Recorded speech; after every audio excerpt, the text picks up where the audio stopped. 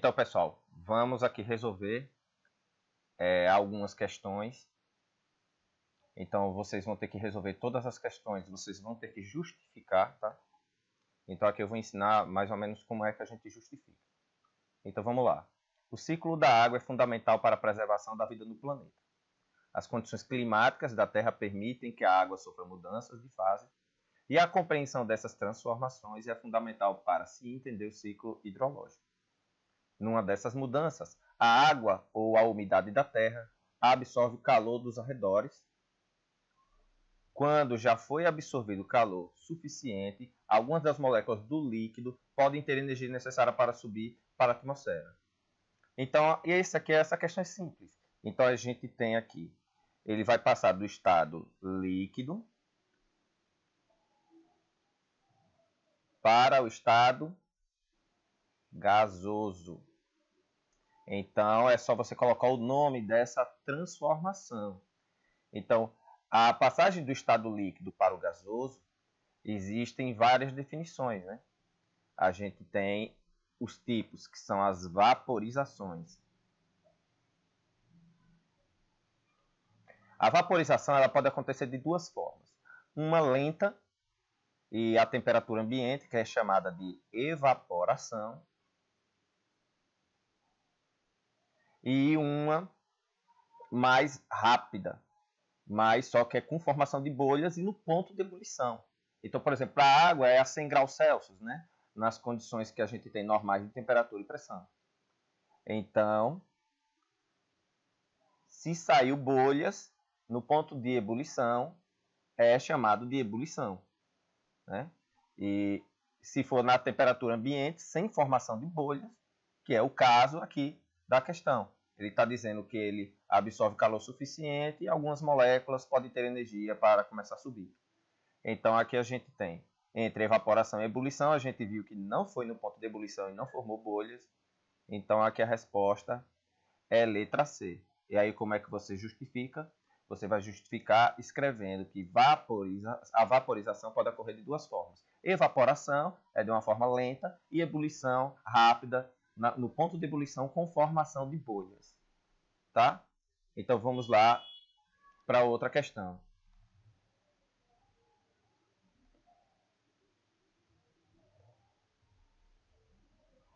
Agora vamos fazer essa questão aqui.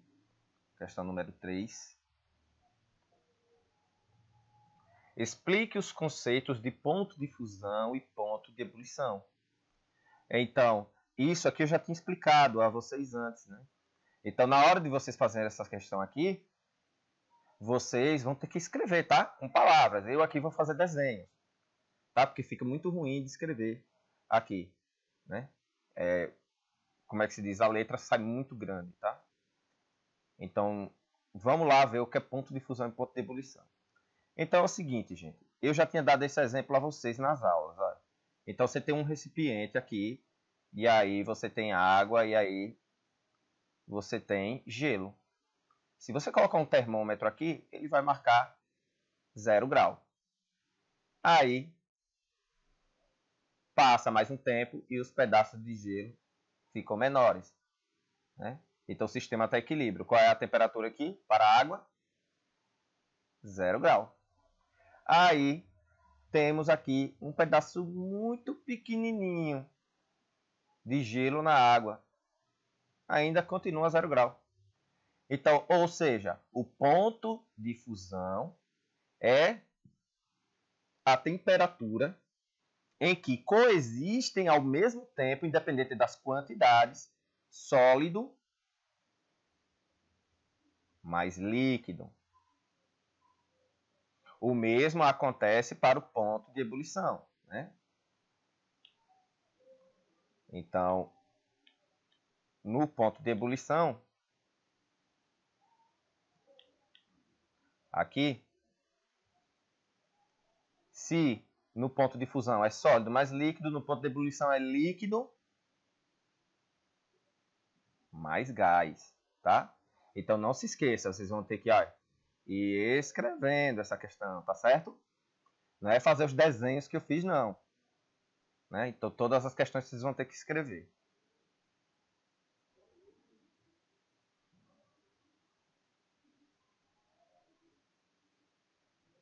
Agora vamos lá para a questão 4.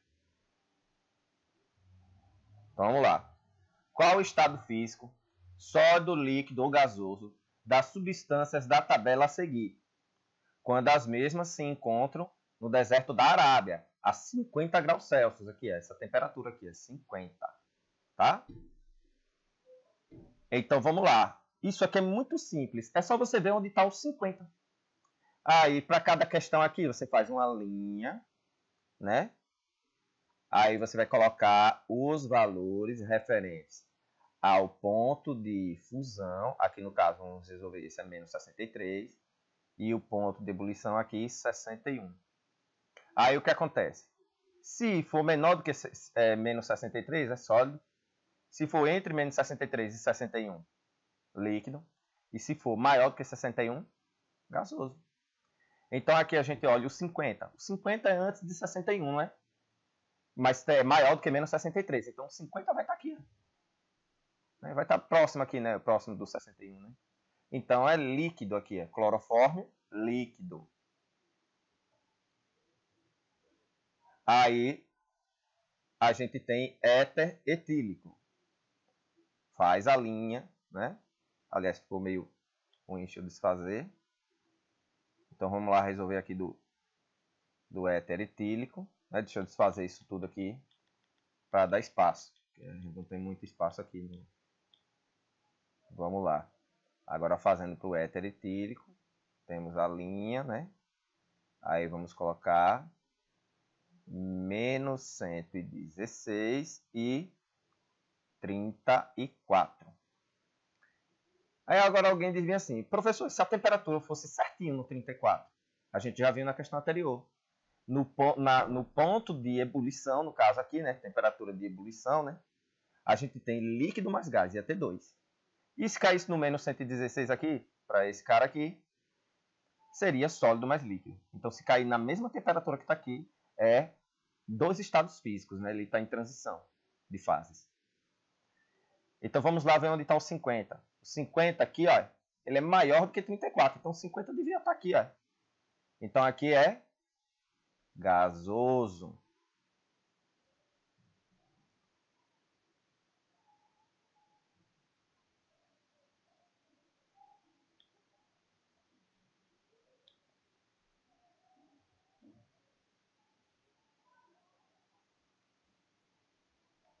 Está apagando agora. O problema aqui foi que mudou sozinho a cor. Vamos lá, agora voltou ao normal, tá? Então, agora vocês vão fazer o quê? Ó? Vocês vão fazer para essas outras. Ó. Aí você vai justificar essa questão, tá? Vamos lá para o próximo.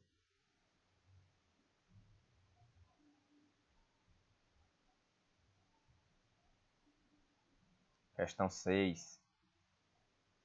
Vamos lá, essa daqui é de gráfico, né? O gráfico abaixo representa a mudança de fase de agregação de uma substância pura com o passar do tempo em função da variação de temperatura observada a se aquecer uma substância X durante algum tempo, sob pressão constante. Então aqui tem né, todas essas questões de gráfico, a gente já vem, ó, no gráfico já marca aqui, ó, sólido, sólido mais líquido, líquido, líquido mais gás e gás. Aí vamos lá. Qual é o ponto de fusão e ebulição da substância? Fácil demais, ó. O ponto de fusão é esse que tem o sólido mais líquido, ó. Aí a gente tem aqui, ó, que é o 20, tá? Então aqui, ponto de fusão, a gente coloca PF igual a 20 graus Celsius. E o ponto de ebulição é onde tem líquido mais gás aqui, ó. Aí a gente ligando os pontos vai bater aqui no 60, né, ó, essa linha. Eu não sou muito bom de escrever essas linhas aqui, mas vamos lá. Deu para entender. Então aqui vai dar igual a 60 graus Celsius, tá? Quanto tempo levou para aquecer a substância a 60 graus? Então ele não falou do ponto inicial. Só que o ponto inicial deve ser desse zero aqui, né? Então, para aquecer a substância até 60. Até 60 foi aqui. Então, quanto tempo? Ó? 6 minutos. Né? Ó, facinho. Quanto tempo durou a ebulição da substância? Bom, a ebulição, pessoal, é onde a gente tem líquido mais gás aqui, ó. Líquido mais gás, é daqui até aqui, ó. Então, de 6 até 8, foram quanto tempo? 2 minutos. Agora, qual o estado físico da substância a 8 graus Celsius? Então, agora a gente vem aqui, temperatura, né? Ele falou de temperatura. Quando ele fala de tempo, a gente vem para cá. Olha aqui. Quando ele fala de temperatura, a gente vem para aqui, ó. Aí, ó. Qual é o estado físico a 8 graus Celsius? 8 é menor do que 20 e é maior do que 10, né? Então, 8 deve estar por aqui, ó. Ele bate aonde é? No S, no sólido. Agora, se fosse, vamos supor, 45 seria, ó, líquido, bateu no líquido, né? Então, aqui, a 8 graus, a gente tem sólido. Então, é muito simples essas questões de gráfico. É só você saber analisar. Agora, vamos para a questão 9. 3 frascos de vidro transparentes fechados, de formas e dimensões iguais, contém cada um a mesma massa de líquidos diferentes. Um contém água, o outro contém clorofórmio e o terceiro etanol. Os 3 líquidos são incolores e não preenchem totalmente os frascos, os quais não têm nenhuma identificação. Sem abrir os frascos, como você faria para identificar substâncias? Então, veja, ele dá as densidades, tá? Aí, o que é que a gente tem? A fórmulazinha de densidade é D é igual a M sobre V, né? Então, a gente faz uma análise bem simples, pessoal. Então, ele disse que tinha a mesma massa, tá? Então, o que acontece? Como densidade e volume, eles são grandezas inversamente proporcionais, né? Quanto maior a densidade, menor é o volume, né? Então, a gente vai olhar por isso aqui. Maior é a densidade. Quem é que tem maior aqui? Esse. Esse vai ter o menor volume, né? Então, você vai escrever que esse que tem a maior densidade tem o menor volume. Esse daqui é o intermediário, né? No caso, a água ele vai ser o intermediário. E o etanol ele vai ter o maior volume, né?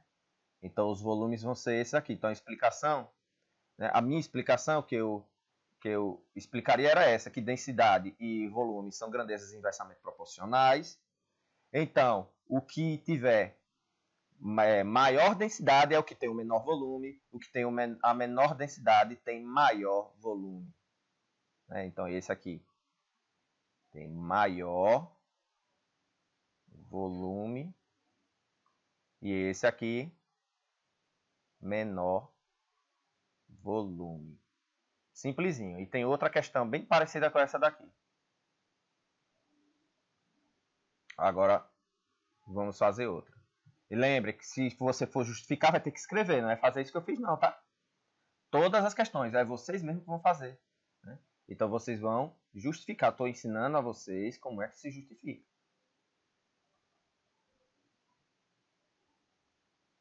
Vou ver agora qual é a questão.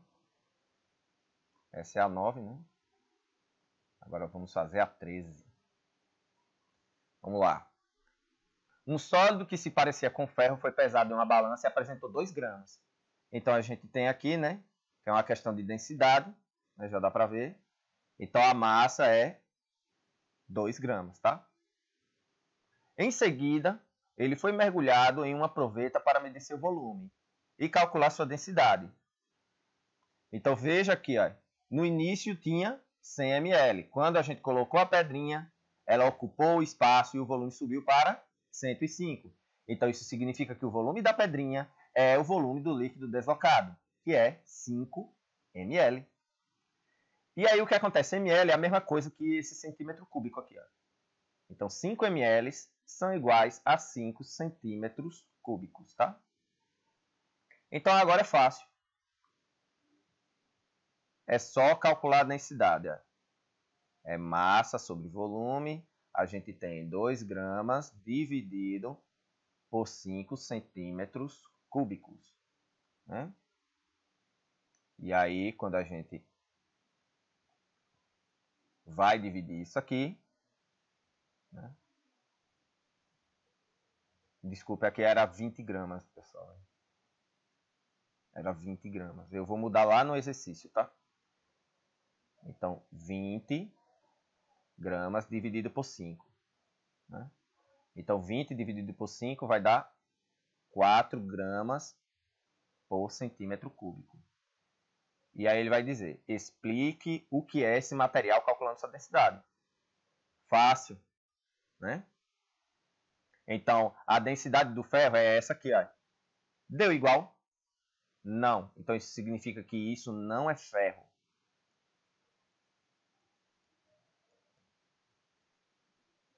Não é ferro. Só poderia ser ferro se tivesse o mesmo valor de densidade. Vamos para a próxima.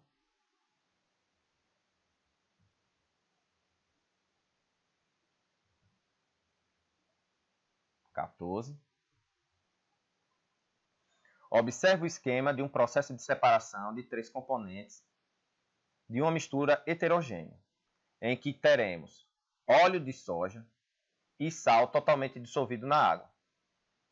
Então, é que ele mostrou aqui óleo, a gente tem óleo, e aqui tem água e sal, né? Nessa parte aqui, né? Essa parte aqui, água e sal, e essa óleo. Aí tem o processo 1, ele separou o óleo de soja. Olha, então esse daqui a gente já sabe. Né? O processo que separa misturas heterogêneas, líquido e líquido, é chamado de decantação. E essa decantação ela foi feita com aquele funilzinho. Tá? Deixa eu ver se eu consigo fazer o desenho aqui. Consegui. Tem uma torneirinha, tá? Então você coloca aqui a mistura, né, de 2 líquidos, por exemplo, óleo que fica em cima e água que fica embaixo. E aí você abre a torneirinha até que você consegue separar, tá? Então o primeiro é a decantação. E aí agora sobrou só água e sal. E para separar água e sal, só tem um, que é a destilação simples. Então a destilação simples, ela vai separar toda a mistura homogênea de sólido mais líquido. E aqui a gente tem água e sal, água líquido e o sal sólido. Né? Sólido mais líquido, só tem uma fase, né? Água e sal você olha, só vê um aspecto, né? Diferente de água e óleo. Água e óleo você vê duas coisas, então você vê duas fases, tá? Então, vamos lá. Aí ele falou aqui, né? Processo 2. Vamos lá, então a gente já viu quais são os processos 2, né? Os dois processos, que é decantação e destilação. Já achamos a alternativa aqui. Aí agora ele diz que o nome da mistura 3, né? Que é esse aqui, água e sal. Como é o nome dela? É chamada de solução. Toda mistura homogênea é chamada de solução. Se for heterogênea, não pode ser chamada de solução. Tá?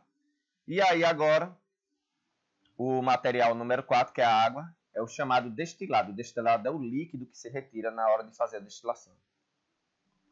Agora vamos para a última questão, tá?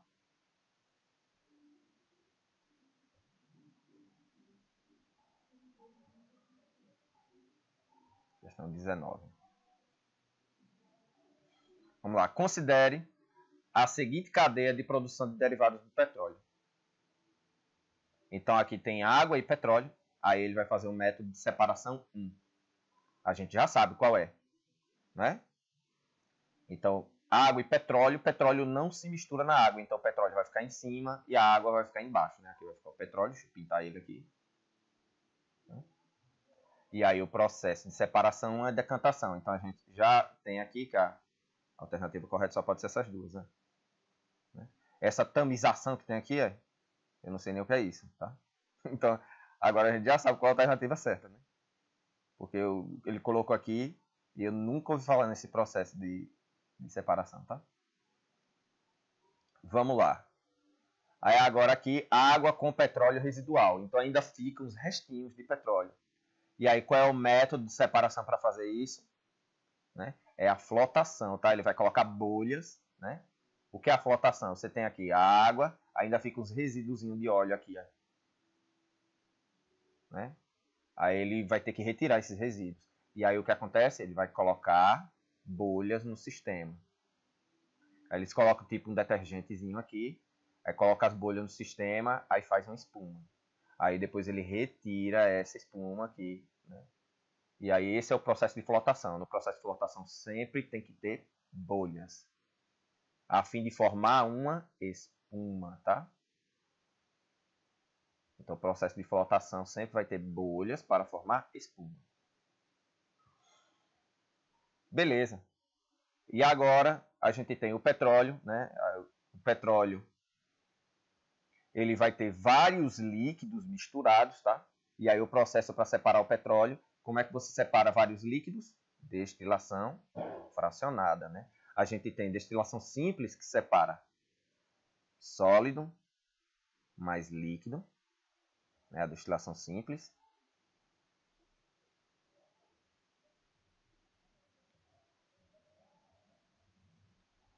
E a destilação fracionada ela vai separar líquidos.